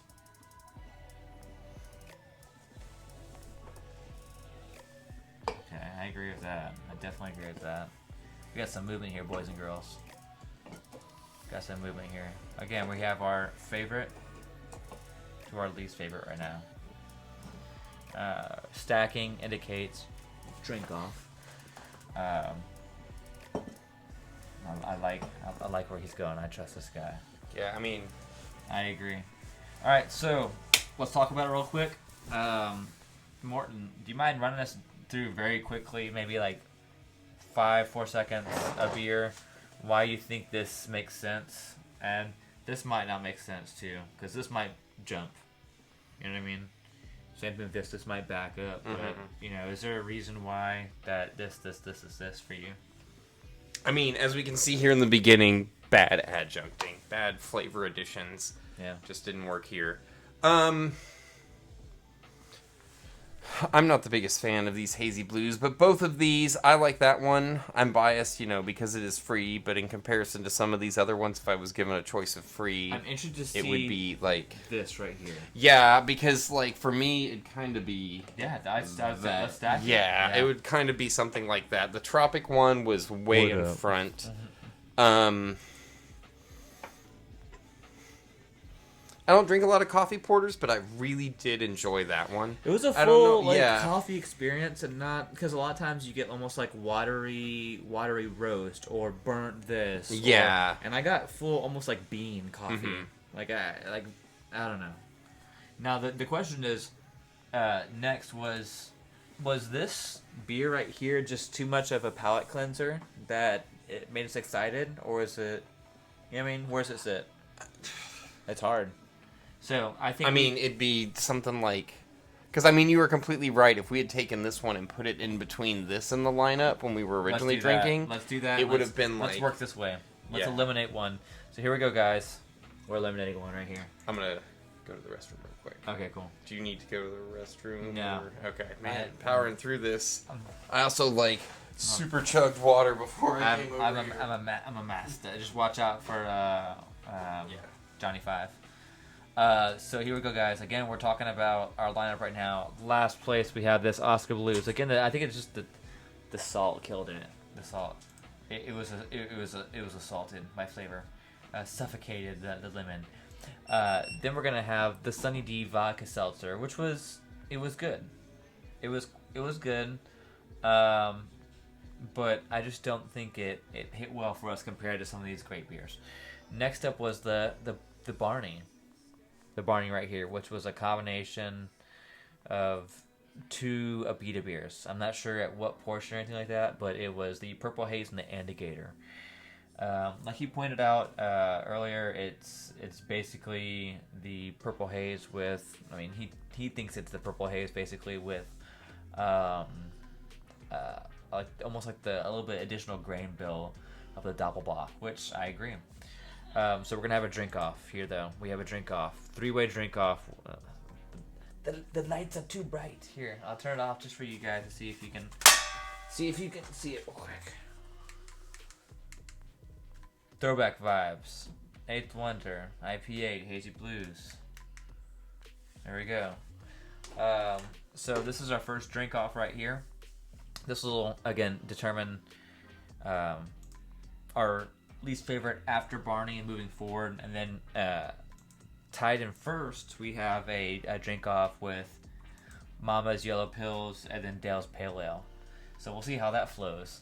But besides that, I think we're sitting kind of pretty with the rest of this lineup. We'll find out here very shortly. What do you guys like to drink? What's your favorite beer? For me, mine's Yingling Flight. This guy's never had the Yingling Flight. Watch out for Johnny Five. He's never had Yingling Flight, which blows my mind. Am I correct in that? Yeah, I've never had the Yingling Fight. Wow. So before you leave, you're gonna have to do one round of drunk driving with me. Oh, I am down for that. Thank God. I hooked it up and I was like, I know this guy's gonna be able to do this. Like, Can I he's hit my friend. nicotine vape in here? Yeah, of course you can do a little Okay. nicotine. Yeah, of course. Yeah, if you believe in nicotine, smoke free and don't let anybody judge you. All right, so I was just telling him we have a couple drink offs. We have our drink off of the Throwback Vibes, the Eighth Wonder, the Hazy Blues, with you kind of siding towards the Hazy Blues, sitting at the end. And I recommended Throwback Vibes being kind of on that same kind of like low end. So this is what I would like to do right now, is just decide this, and if one of them falls short, we'll move on to Eighth Wonder, because I agree. Personal bias is part of this. Yeah. And if you like Eighth Wonder, let's roll. Let's put it forward. So let's do a drink off real quick. Drink off. So yeah, there's like some. Where's the jug? Right there. Wait, No, not this one. Oh, the That dump? one, yeah. So the dump, can you give me the blue? Yeah. Thought I had another cup somewhere around here. This is what I get for not taping off. Usually tape off stuff. That Old Hickory was fantastic, full of flavor. The thing that blew my mind is it's so light in the ABV, right? 'Cause didn't it taste like a 15%er? I mean, that one is now just like finishing in my mouth. Phrasing. Hey man, life is about good things finishing in your mouth. Right? A steak, lasagna, some dude you knew at work. I was joking, don't do that. Unless they pay you well enough. Oh no, I look like a crazy person today at the garden, because all of our broccoli is going to seed and starting to like flower. And growing up as a kid, that was always my favorite. You can never find broccoli at the store that's got a couple of the flower buds bursting on top, because then you get all the nice sweetness from those little flowers on there. But Hell yeah. I was just out there literally looking like some kind of goat, just like breaking off tops of broccoli and eating them, and we're like, well, we gotta get rid of it.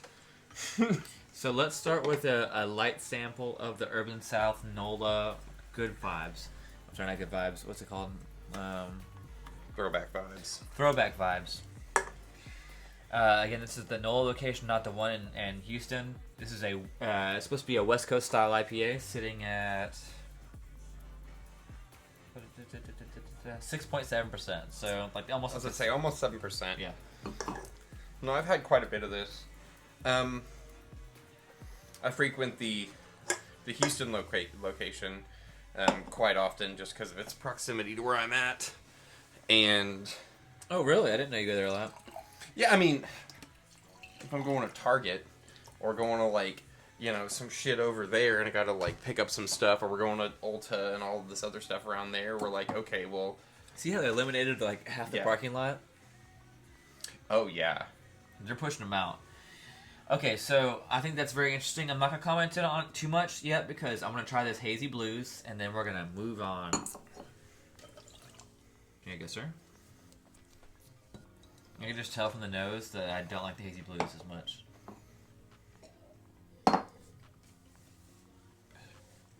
Too malty for me. Syrupy pine cone. That's my opinion.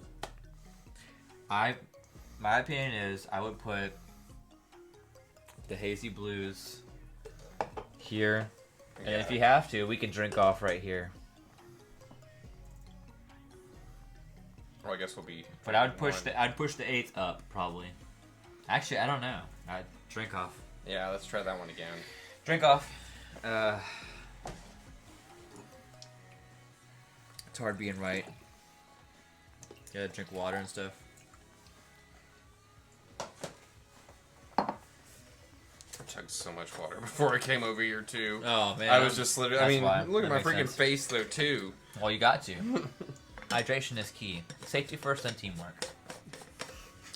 Have I told you what we've been using in the garden for a makeshift wheelbarrow? What's that?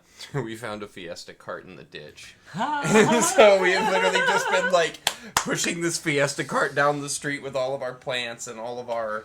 No one blinks an eye. They're like, this makes sense. It works. Oh man, sometimes we'll do in the neighborhood what we call a rock run because we need more rocks for making the trail around our prairie look nice, and I'm not going to pay for that stuff. So I'll just get the shopping cart, and anytime I see like big rocks in the ditch, or like, you know, somebody knocked down a house, there's a bunch of bricks, just push them in there. This is the type of guy that like, you're in a small boat. Like we'll call it Gilligan's Island, because I would get crashed on Gilligan's Island with you any day, dude. we'd be joking, having a good time, like building different. Like we built 7 huts this week. What, 7? Like, yeah, they're different vibes. Like this one over here, you do this one over here. It's like everyone has their privacy. It's like, yeah, that's what we did. We built it in. It's just like, yeah. Okay, so here's the problem.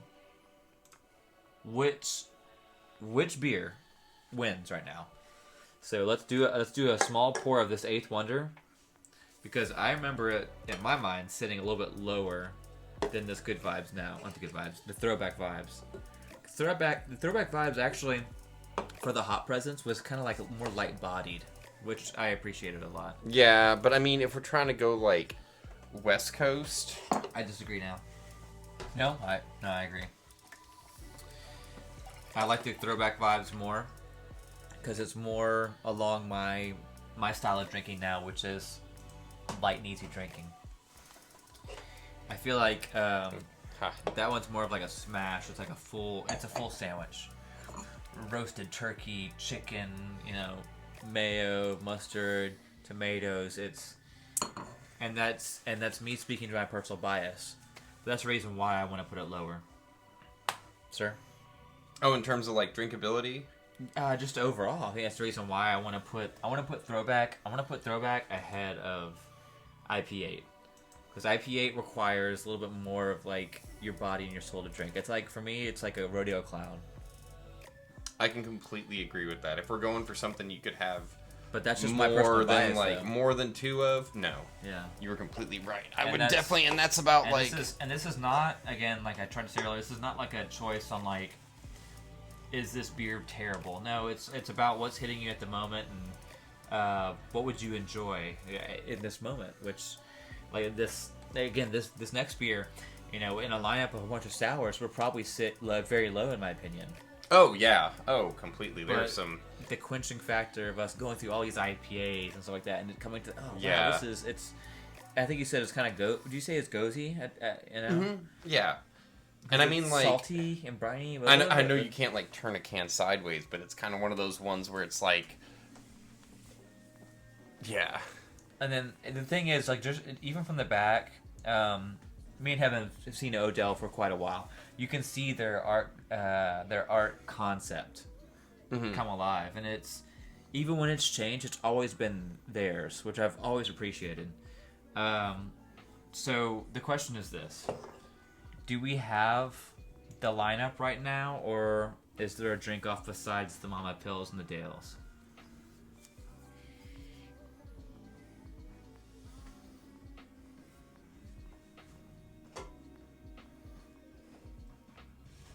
I mean, I don't know. I think, I'm pretty confident about this and this and this and this as far as the bond. I like where this is going, but I love the full coffee bean, not coffee. Yeah. It's not a coffee porter. It's a porter with fresh coffee beans. Somehow blah blah blah blah, or however they did that. I really appreciate that, because I don't like coffee porters or coffee stouts sometimes because it's just so bitter and one-dimensional, like I was talking about with lime. Yeah. A lot of people know what a coffee bean tastes like to a certain degree, and if you don't satisfy those 3 different things, they're like, no, this is fake, dude. Like, where's the bottom part of the Legos? You know what I mean? You just had the top part of the Lego. Yeah. You're like, I can't do anything with this Lego.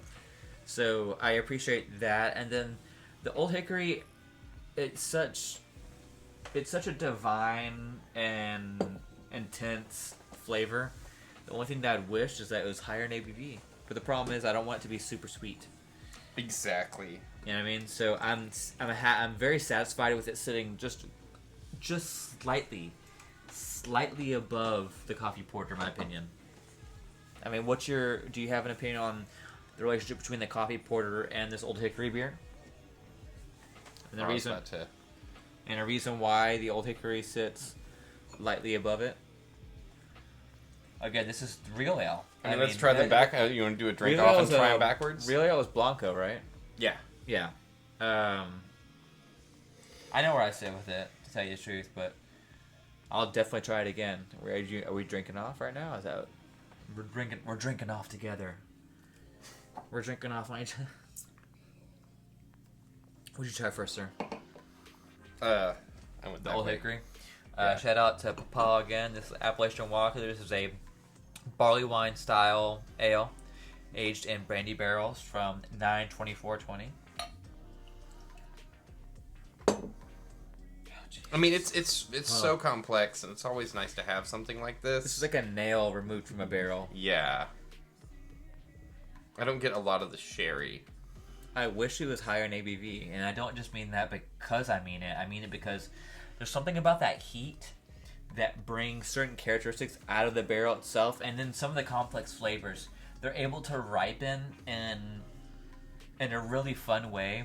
Whereas I think some of those... Well, I mean, think about it. If you're doing it in a sherry barrel, like, the higher the ABV, because the alcohol is what is pulling and pushing... It's like the turbidity of the water, or the... Not turbidity, but the actual, like, pressure of the beer inside the barrel as it's fermenting and continuing to move. But the alcohol is based off of how it eats and how it shits. But the alcohol is what dissolves into the barrels, and that's what pulls in the woody characteristics and those other things. And so at lower ABVs, you can't achieve that pull of those wood tannins and those very, like... The devil's cut. The viable things that you're wanting from putting things in a barrel. Because, you can put lose, fish in a barrel, but they're not going to lose, taste like a barrel. And it's just simple as, like, I hate to say, like, boiling point, but it's almost like simply, like, the higher the ABV, the lower the boiling point to a certain degree. So you actually have that loss. Yeah. And it's just, but part of that is you get like you say, the majestic breath of the wood, because the wood is breathing in. Now, can it oxidize? Can it go the wrong way? Sure. But that's that's part of the risk of putting stuff in wood barrels, isn't it? That? Putting things in wood barrels? Oxidation. If you put it in the barrel, if it's not a perfect seal, you can risk oxidation. I think one of the issues might say, because this is 4 years old, and so the sherry and the brandy is going to drop off a lot quicker with those grapey, musty notes. Yeah, dark plum. That stuff will drop off, because remember, those notes are normally corked whenever it comes into a bottle like this, whereas this has like a bottle cap. So the flow is different between a cork and stuff like that. Oh, but big time. Okay, so I want to put the coffee porter above this. So you want to drink off or what? Yeah, pour me some of the coffee porter. Do you have the water? I do have the water. Most important part of quality control is what, friends? Making sure that we judge our stuff as best we can. You mind doing me a little best dude ever? I've known this guy. Where's that? It was right here. Yeah, we've been through thick and thin, dude. We've seen some. Seen some shit, and you know what we need to also do? seen some angels. You know what we need to do? we need to go to Santa Barbara and Pearland together. You, your wife, me and my wife, and go get some penne cow together. And if anything, we can split like one other thing, like one other platter that we think is interesting. I don't know. Cut it in 4. There'd be a few things like The penne cow though on Tuesday. I think they still have the special. I mean, if you're gonna do a penne cow, I want to get the Mamma Mia. That's what I was gonna say. The Mamma Mia is like. But they don't. I think they have a Mamma Mia anymore. That's the thing. Chicken Mamma Mia. Hey, hold on. It was hold on, way hold on, too big. Hold on. Check us out. Ready? Oh my god, you don't. Holy shit, I'm pretty sure I threw mine away. Oh my god. Oh, the times. It's so cheap. Bruschetta. Fuck. Look at this. Bruschetta back then was $6. Oh, sorry. Bruschetta was $6 back then. Listen, guys, we're not joking. Like, shit's gone crazy. Shit's gone absolutely insane. Like, okay, what's the most expensive thing? Yeah, I mean, like, I mean, you had the lunch for the meatball sandwiches, but you got Where's the Mamma $15. Mamma Mia was $20. This was The Mamma Mia two is chicken breasts sandwiched together, filled with a spinach and cheese filling, and then deep fried. So you literally got the entire breast of a chicken. 3 people. It's a 3 people thing for me. And it came with a regular size portion of spinach fettuccine Alfredo. Here we go. Look at the kids' prices. This is like a really nice place. It's a BYOB. Like, what? Yeah, this was a fancy place back in the day. Yeah, fancy Italian as prices. per indicated by the oils and stock images before large cheeses. Anyway, I keep that stuff. I got a couple menus up there. Oh, I still have all my. Did you work at Main Street with me? I can't remember. No, Okay, Christina worked at Main Street with you. She'd probably I don't remember that. I Yeah, don't she'd remember shoot a that. brick over that one. Anyway, so the question is, how's this coffee porter sit?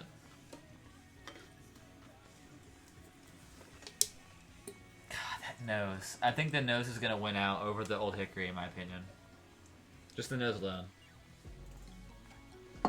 And then the relationship between that and there's a little bit of smokiness. Am I getting smokiness? Yeah. It's not like roushy, but it's a little smoky. What do you think? No, yeah. Alright guys, here we are. It's the finish line. What will take first? Mama Pills or Dale's? What do you think? I mean, for me, it might be the Mama Pills. If we're talking about something I'm going to drink a bunch of and then, like, try not to regret in the morning, it would be the Mama Pills. But the Dale's Pale Ale is just, like, so satisfying. He's right. Listen, friends, we've got a wonderful lineup here. We really do. Like, it's been straight delicious. I'm about to agree with him. Oscar Blues, you have a wonderful spread, but the Mama's Pills, the throwback to the things that we've been through. Dale's should have taken first, in my opinion, but Times Mama change. Pills, yeah, the Mama's Pills, and I will say that I do like the Dale's a little bit more for the coloring and the design of the can. But the Mama's Pills, I think, That is a good point. took first for complexity of flavor and then the drinkability, which is we'll talk about here in a minute with our Yingling Flight. So do you have any comments about any of the beers that we tried or anything like that? Or you want to do a shout out to any breweries that either maybe blew your mind or maybe fell a little bit short? Like the other night, I went to Taco Bell for the first time in a long time. I messaged my wife, I was like, well, "We're gonna be bad. We're gonna be bad." I'm put it on the app. Put it on the app. So I get there. I pull up, and they're like, "Okay, hey, back up 10 feet." I'm like, "Oh no, I know this thing." Back up because of the sensor. And then I leave, and I get here, and of course they forgot all my wife's stuff. Of course, all my wife's stuff, and I'm sitting there looking like a fucking butthole. You know what I mean? And I message them, I'm like, gonna fucking compensate me. You know what I mean? That it is what it is. That's what it is with some of these beers. Sometimes I feel like I get trained to come back, and I want that I want to feel that feeling I felt back in 2012, 15, 09, 7, 05, whatever it was. And Dale's did that, and so did Mama Pills. Like, they really kind of checked that nostalgia box for me, as well as kind of like allowing me to be happy now. Oh yeah, no, and it's like I'm even taking a look at some of these beers. Like, I love you, Abita, but I've always tried to love you, and I just can't seem to love you. I like Abita Amber for its ability to pair with like seafood and fried food, crab cake, certain things like that. Like if you were, say you had already had some drinks and you're coming into like Floyd's where we worked at in Pearland. But this was was a before, great like intro beer. This was and before then you Buckle had, Bunny came out. Yeah. And before like. He's right about that. Yes, this was like, I mean, that's what it was. And it's kind of. But I guys, wonder, yeah. Like here we go. Like if you have any complaints, I mean, well, message them. But we're gonna tune out. I'm going to take a step outside, and then we're gonna do a round of drunk driving here, which is Mario 64 with a beverage. So we'll see you in a second, guys. Before we get out of here, you want to do a shot of this Honey Tilmore Dew? Of course. If you want to tell the Mac a little bit about this particular beverage. I went to the Costco, and I went to the Costco. Good sir, let me pop the collar. I went to the Costco, and they had the liquor store off to the side, and I'm always a sucker because, working in the beer industry. Working in the beer industry, always having to be the guy that's like selling stuff and hawking things in the grocery store, giving the samples out, and so I'm always a sucker for the people giving the samples out because I know they work hard, and that job kind of sucks and can get really boring. Well, and sir, so they had a special on this for $20 a bottle. I'll man the torpedo tubes if you want to.